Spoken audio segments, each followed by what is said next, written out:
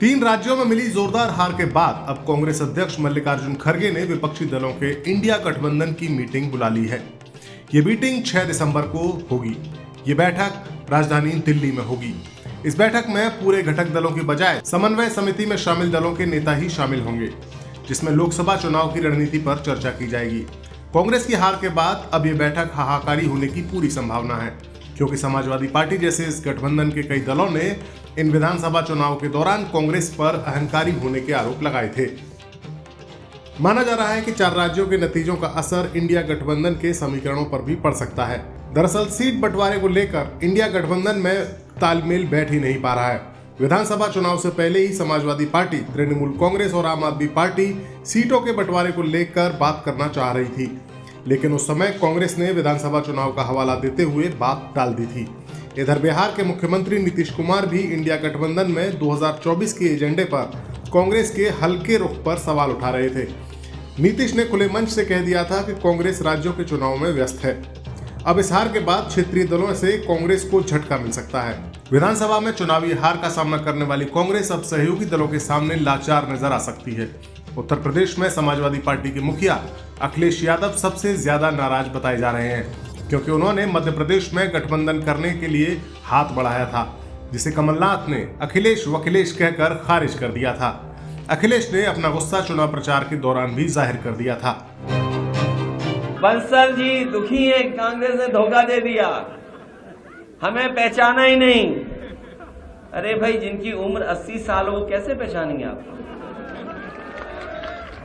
आप बताओ। हम कोई नाराजगी नहीं है किसी से, लेकिन हम ये मानते हैं, ये स्वीकार करते हैं कि 80 साल के जो लोग होंगे वो कभी कभी पहचानेंगे नहीं।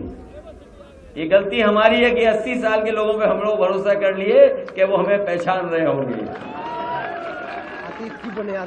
इसलिए साथियों, बहुत सावधान रहना आप इन लोगों से।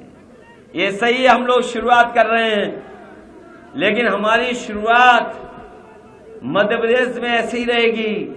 लगातार हम लोग काम करते रहेंगे और हमें भरोसा अपने बुजुर्गों पे भी है, नौजवानों पे भी है कि ये नौजवान हमारी मदद करेंगे, क्योंकि इनका हमारा साथ बहुत लंबा रहेगा।